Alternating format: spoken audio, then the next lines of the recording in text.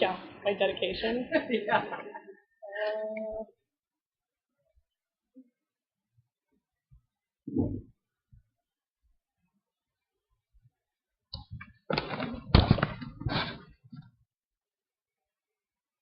79 years ago, our 16th president gave a short speech that would never be forgotten. My name is Lindsay Mock. Today, I would like to tell you about a very special event that took place while our nation was in the midst of a war. Today is the 149th anniversary of the Gettysburg Address. So today, I'm going to talk to you about the Battle of Gettysburg, the preparations that took place for the dedication of the Soldiers' National Cemetery, and President Lincoln's outstanding address.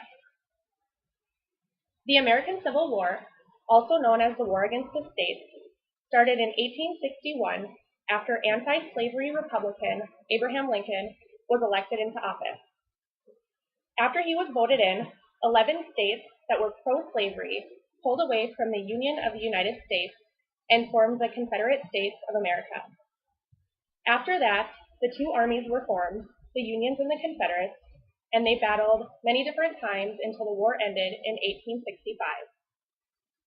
In the year 1863, the two armies met and began battling in Gettysburg, Pennsylvania. The historical Battle of Gettysburg began on July 1st and lasted 3 whole days until the Confederates withdrew on the 4th of July. Many lives were lost during this battle. Over 57,000 people between both armies were either wounded, missing, captured, or killed. 3,000 horses were killed, and their bodies were piled up throughout the town and burned, the smell making many people violently ill. There was even one civilian casualty, a 20-year-old female who was shot and killed by a stray bullet while standing in her kitchen. The Battle of Gettysburg had more casualties than any other battle that took place during the Civil War. Thousands of the Union soldiers who were killed were buried quickly in shallow graves that were not even marked. Most of them were just buried enough so that their bodies were covered. David Wills was an attorney in the Gettysburg area at that time. He purchased 17 acres of land so that the soldiers could be properly buried. This site would be acknowledged as a national cemetery, a place where they could be honored and remembered. Landscape architect William Saunders designed the cemetery, and Wills and Cemetery Commission chose October 23rd as the day to dedicate the land.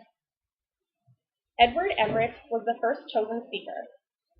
He was the former president of Harvard College, a former United States Senator, and the former Secretary of State. His speech was not prepared, however, for the October dedication, so it was pushed into mid-November.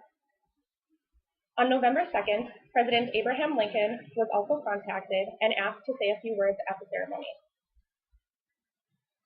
149 years ago, on this exact day, President Lincoln stood in front of more than 15,000 people and gave what became known as one of history's most famous speeches, the Gettysburg Address.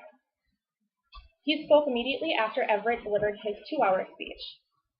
Lincoln's speech was a mere 2 minutes long, but it would never be forgotten and had a huge impact on the nation. The speech began with 4 score and 7 years ago. This short phrase held a lot of meaning for Lincoln. July 4th of 1776 marked the day that the Declaration of Independence was signed, and exactly 87 years later, or 4 score and 7 years later, the Union defeated the Confederates in Gettysburg, Pennsylvania. Lincoln did not speak of the Union's victory, though. He spoke of the equality and the freedoms that was at stake during the Civil War. The day afterwards, Edward Everett wrote a letter to Lincoln, and part of it read, "Permit me to express my great admiration of the thoughts expressed by you with such eloquent simplicity and appropriateness at the consecration of the cemetery. I should be glad if I could flatter myself that I came as near to the central idea of the occasion in 2 hours as you did in 2 minutes." The public had their own thoughts regarding his speech. Republicans thought that it was heartfelt, while Democrats thought that it was inadequate and inappropriate for the occasion. Regardless of the debates over his speech back then, the Gettysburg Address worked its way into American culture and remains there today. I have just dug into a bit of history by revisiting the tragic Battle of Gettysburg, the dedication process for the cemetery, and the Gettysburg Address itself. I think that we should take a moment to think of those soldiers who were laid to rest 149 years ago, and the soldiers of ours who are at war again today. May they all return safely home. Thank you.